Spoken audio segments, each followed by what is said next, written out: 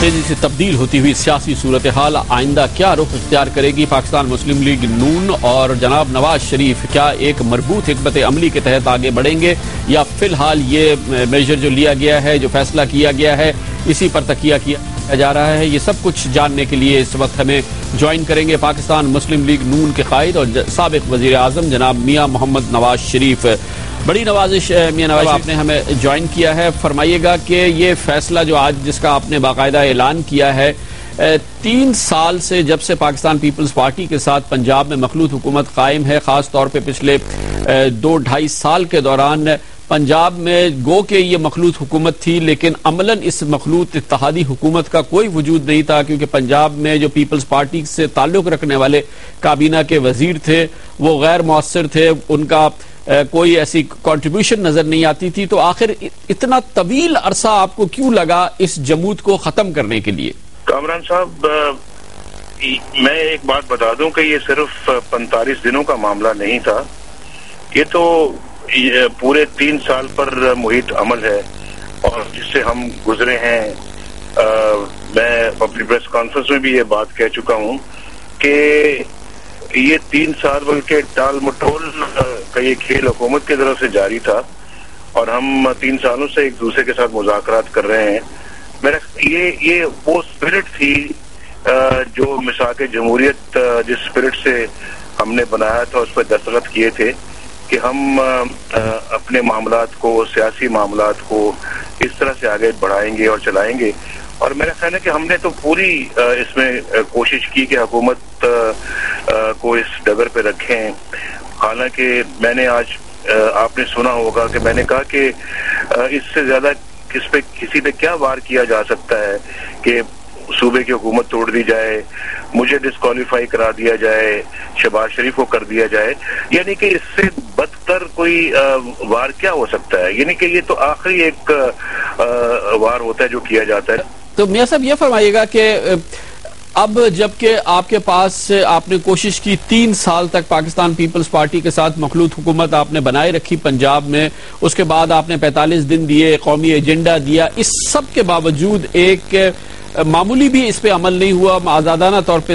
ہم اس کا جائزہ لے رہے ہیں، یہ 10 نکاتی ایجنڈا جو کہ خالی مسلم لیگ نون کا نہیں ہے، آج تو پیپلز پارٹی نے کہا کہ یہ تو ہمارے منشور میں شامل تھا، لیکن اس کے باوجود اس پہ ایک رتی برابر عمل نہیں ہوا ہے، معاملات وہی کے وہی رکھے ہوئے ہیں۔ آپ فرمائیے گا کہ اب تو آپ نے پیپلز پارٹی کو فارغ بھی کر دیا، اب بھی یہ معاملہ بدستور ہی رہے گا، یہی گمان کیا جاتا ہے اور ایسے ہی حالات رہتے ہیں، تو پھر تبدیلی کا آپ کے نزدیک کیا راستہ ہے؟ دیکھیے، ہم ابھی تک جو کر سکتے تھے ہم نے کیا، ہم نے پریشر بھی حکومت پہ اس بات کا رکھا۔ آج کا جو ہمارا اقدام ہے، جو ہم ایک دوسرے سے علیحدہ ہوئے ہیں، خدا کرے کہ یہ ایک اور پریشر کے طور کے اوپر حکومت پہ یہ بنے اور حکومت اب بھی کچھ سبق سیکھ لے اور اپنی اصلاح احوال کر لے۔ 3 سال میں نہیں ہو سکا، چلے اگلے چند ہفتوں میں، چند مہینوں میں حکومت کچھ کر کے دکھائے۔ ہم تو اپنی راہیں ان سے جدا کر چکے ہیں، لیکن میں سمجھتا ہوں جی کہ حکومت کے پاس اب بھی وقت ہے۔ وقت تو خیر بہت گزر چکا ہے اور شاید اس موڑ پہ ہم نہ پہنچتے، یہ نوبت نہ آتی اگر ہم واقعتاً جو ہے وہ اپنے اس معاہدے پہ عمل کرتے یا چاروں ڈیموکریسی پہ عمل کرتے، اور یا جو ہماری آپس کی انڈرسٹینڈنگ ہوئی تھی، یہ جو 10 پوائنٹ ایجنڈا ہم نے حکومت کے ساتھ بیٹھ کے جس کو ڈسکس کیا ہے، یہ 10 پوائنٹس کے علاوہ اور بہت سارے پوائنٹس ہیں کامران صاحب جو ہم نے حکومت کو دیے ہی نہیں، کیونکہ ہم سمجھتے کہ حکومت شاید اس کی متحمل نہیں ہو سکتی، اتنا ایک بوجھ حکومت پہ ڈالا جائے جتنا وہ کر سکے۔ اب آپ اس 10 پوائنٹ کا اگر آپ مطالعہ کریں، آپ کو ایسے 4-5 پوائنٹس ملیں گے جس میں 45 دن سے پہلے ہی ریزلٹس پروڈیوس کیے جا سکتے تھے، لیکن وہ نہیں ہوئے۔ تو پھر ہم کیا کرتے؟ اس کے علاوہ ہمارے پاس اور کیا چوائس تھی؟ اصلاح احوال کریں۔ یہ سب آج آپ نے فرمایا کہ اور اس سے پہلے آپ نے کہا تھا کہ موجودہ حکومت کے ابھی جانے کی بات یا تبدیلی کی بات، چاہے وہ آئینی اور قانونی طریقے سے ہو، وہ خطرناک ایک عمل ہو سکتا ہے۔ آج آپ کا فرمانا تھا کہ جلدی انتخابات کرنے کی بات، بس مدتی انتخابات کرنے کی بات غیر آئینی اور غیر جمہوری نہیں ہے۔ آپ کا کیا اس وقت کیا پوائنٹ آف ویو ہے کہ جمہوریت کا تو یہ ایک لازمی جز ہوتا ہے، انتخابات ہوتے رہنا اور بار بار ہونا اور جلد انتخابات ہونا، یہ تو ایک معمول کا عمل ہے۔ جاپان میں ہر 2 سال بعد حکومت تبدیل ہو رہی ہے پچھلے 15 سال سے، اور دنیا کی کئی جمہوریتیں ہیں جہاں پر انتخابات کے ذریعے تبدیلی آتی ہے اور معمول کا جمہوری عمل ہے۔ کیا آپ اب بھی یہ سمجھتے ہیں کہ اس جمہوری عمل کو ایکسرسائز کرنے کی اس وقت ضرورت نہیں ہے، اور موجودہ حالات جو کہ آپ خود کہتے ہیں جس کی وجہ سے آپ کو حکومت سے علیحدہ ہونا پڑے، وہ اس بات کی اجازت دیتے ہیں کہ مزید یہ 2 سال تک اسی طریقے سے یہ حالات چلتے رہیں، پاکستان کو اس سے کوئی نقصان نہیں پہنچے گا؟ میں نے ابھی جب آپ سے بات کی تھی تو میں نے یہ کہا تھا کہ اگلے چند ہفتے، اگلے چند مہینے اگر صحیح چلیں تو پھر یقیناً 2 سال کی مدت بھی لوگ برداشت کر لیں گے مزید اس حکومت کی، اگر انہوں نے کچھ کر دکھایا۔ لیکن ڈپینڈ کرتا ہے کہ اگلے چند ہفتوں میں یا 2-4 مہینوں میں حکومت کس طرح سے اصلاح احوال کرتی ہے۔ میں اس وقت ہم حکومت کے ساتھ تو نہیں ہیں، لیکن اگر کچھ نہیں کرتی تو یہ پریشر صرف میری طرف سے نہیں بلکہ پوری قوم کی طرف سے یہ بلڈ ہو سکتا ہے کہ جی جو ہے یہ مڈ ٹرم الیکشنز کروائے جائیں، اور پھر اگر ہم اپنی جو حکمت عملی ہماری ہوگی، ہم اس کے کسی موڑ پر ہم اس نتیجے پہ پہنچے اور ضروری ہوا، تو میرا خیال ہے کہ ہماری پارٹی بھی ایک فیصلہ کرے گی کہ پھر اس کی طرف آیا جائے اور ملک کو مجبور کیا جائے۔ تو آپ یہ فرما رہے ہیں کہ آپ کے یہ تاثر صحیح نہیں ہے، یا اس سے پہلے اگر کوئی ایسا تاثر آیا کہ آپ اور آپ کی جماعت اس بات کو خارج از امکان قرار نہیں دیتی کہ اگر حالات درست نہیں ہوتے آئندہ چند ہفتوں میں یا چند مہینوں میں تو وسط مدتی یا جلدی انتخابات یعنی کہ جمہوریت کے طریقے سے تبدیلی کا باقاعدہ مطالبہ بھی کیا جا سکتا ہے اور اس کے لیے حکومت کو مزید دباؤ میں لایا جا سکتا ہے؟ میرے خیال ایک بڑے طوفان سے بچنے کے لیے اور اپنے ملک کو بچانے کے لیے پھر یہی ایک راستہ رہ جاتا ہے کہ آپ پھر ایک مڈ ٹرم الیکشن کی طرف جائیں، لیکن یہ اگلے چند ہفتے جو ہے اس کے وہ بتائیں گے کہ یہ کون سا راستہ۔ اچھا، اس کا مطلب یہ ہے کہ آئندہ چند ہفتوں میں پاکستان مسلم لیگ نون باقاعدہ دیکھتی رہے گی کہ یہ ایجنڈا یا اس سے منسلکہ دوسری ایجنڈا جو ہے اس پر حکومت کی پرفارمنس کیا گزر رہی ہے۔ اب کوئی ڈیڈ لائن نہیں ہے، کوئی چیز مشروط نہیں ہے، لیکن یہ حکومت 5 سال تک ایسے ہی کام کرتی رہے، اس کا دار و مدار آئندہ چند ہفتوں کی پرفارمنس پر ہوگا، ورنہ ملک حق بجانب ہوگا، پاکستان مسلم لیگ نون حق بجانب ہوگی کہ جمہوری طریقے کو اپلائی کرتے ہوئے ملک میں انتخابات کرائے جائیں۔ جی، میرے خیال ہے اگلے 2-4 مہینے جو ہیں وہ بالکل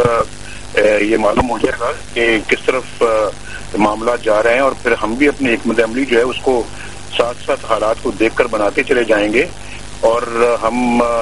سمجھتے ہیں کہ اگلے آنے والے جو مرحلے ہیں وہ بہت بہت بڑے مرحلے ہیں۔ اب دیکھیے بجٹ سے پہلے یعنی کہ کیا کچھ ہو رہا ہے، آگے بجٹ آنے والا ہے، کس طرح سے بجٹ کے اندر جو ہے یہ اگر انہوں نے اصلاح احوال نہ کی تو کیسے بجٹ کو پاس کروائیں گے، کیا ہوگا، کیسے ان کے اتحادی جو ہیں وہ بھی ان کا ساتھ دے سکیں گے، روز نئی قیمتیں بڑھتی چلی جائیں گی، اور پھر جہاں جہاں ری اسٹرکچرنگ کی ضرورت ہے وہ اسٹرکچرنگ نہ ہوئی، لاسز اسی طرح سے چلتے رہے، مس مینجمنٹ اسی طرح سے چلتی رہی، اور پھر ان اداروں میں کرپشن اسی طرح چلتی رہی، تو کس طرح سے تو میاں صاحب آپ کی بات سے یہ اندازہ لگا رہا ہوں میں کہ جو بجٹ کے قریب یعنی کہ مئی جون کا وہ وقت ہوگا جو کہ چند ہفتے اور کئی مہینے گزر چکے ہوں گے، جب بنیادی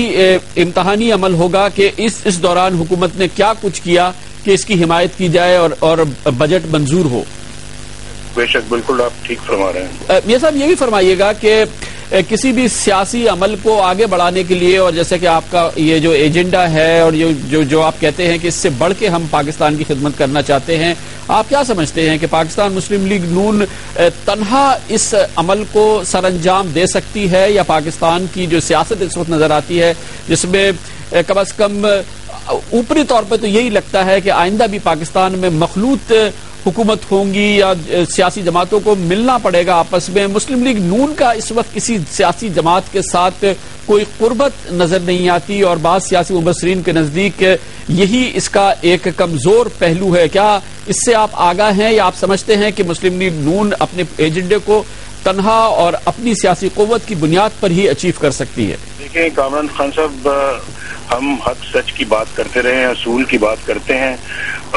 कुछ लोगों को असूल की बात पसंद नहीं आती और फिर कुछ लोग जो वो वेवर भी करते हैं, कभी इस एक्सट्रीम चले जाते हैं, कभी उस एक्सट्रीम। हमने अपना रास्ता जो है वो एक बिल्कुल सेट पाथ रखा हुआ है, उसी पे हम चलते हैं, उसी पे आइंदा भी चलेंगे। हमारे यानी कि ये पहला मौका नहीं है कि हमने तनहा कुछ इलेक्शन लड़ा हो। हम माजी में भी तनहा इलेक्शन लड़ चुके हैं और अल्हम्दुलिल्लाह एक 2/3 मेजॉरिटी भी हासिल कर चुके हैं। हमारे पास न सिर्फ एजेंडा है बल्कि उस पर हमने अमल करके दिखाया है। 1990s के अवाइल में तारीख गवाह है कि पाकिस्तान के अंदर एक हलचल मच गई थी, इतनी सरमायाकारी हो रही थी कि पाकिस्तान के अंदर उसकी कोई माजी में कोई मिसाल नहीं मिलती थी। तो हमने उस एजेंडे को दिखाया है कौम के सामने और फिर मैं समझता हूँ कि हम अपने इस दफा अगर ऐसा कभी मौका मिलता है तो हम उसी एजेंडे को प्रमोट करेंगे। और मेरा ख्याल है कि दूसरी पार्टियों के लिए भी हम साथ मिलकर बैठकर एक कौमी लेवल का कॉमन एजेंडा जो है वो हम अपना मुरतब करने के लिए तैयार हैं। और हमें अब वो वक्त चला गया कि जब हम अपनी जात के बारे में सोचा करते थे। अब मेरा ख्याल है कि हालात बदल गए हैं, 21वीं सेंचुरी में पहुंच गए हैं। अभी मॉडर्न जो टाइम्स उनके तकाजे ये हैं कि अब आप अपना एक कौमी लेवल की बात करें, कॉमन एजेंडा बनाएं, उसको सबके सामने पेश करें और उसे कहें, सबको पाबंद करें कि जी ये 5 साल हैं, आइए इस एजेंडे को आप सपोर्ट करते हैं, आइए मिलके इसको प्रमोट करें, उसको इम्प्लीमेंट करें। देखें मुल्क की तकदीर बदलती है नहीं बदलती। बहुत बहुत शुक्रिया जनाब मियां मोहम्मद नवाज शरीफ। बिल्कुल वाज़ेह अल्फाज में कहा है जनाब मियां मोहम्मद नवाज शरीफ ने कि पाकिस्तान मुस्लिम लीग नून की खिदमत अमली के तहत आइंदा चंद हफ्ते, आइंदा चंद महीने देखा जाएगा पाकिस्तान पीपल्स पार्टी की हुकूमत की कारकर्दगी क्या है, और अगर ये कारकर्दगी इत्मीनान बख्श नहीं होती तो बजट के आसपास। वाज़ेह तौर पर जनाब मियां मोहम्मद नवाज शरीफ ने कहा कि बजट के आसपास फिर देखा जाएगा और अगर ये परफॉर्मेंस तसल्ली बख्श नहीं होती तो हुकूमत